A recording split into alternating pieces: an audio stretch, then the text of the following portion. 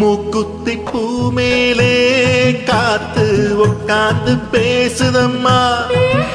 அது உட்கார்ந்து பேசையிலே தேனு உள்ளூர ஊறுதம்மா. அது ஏன் தான் புரியலையே, அதை நான் தான் அறியலையே. ஒரு மோகம் ஒரு தாகம் இங்கு உன்னாலே இந்நேரம் உண்டானது. மூக்குத்தி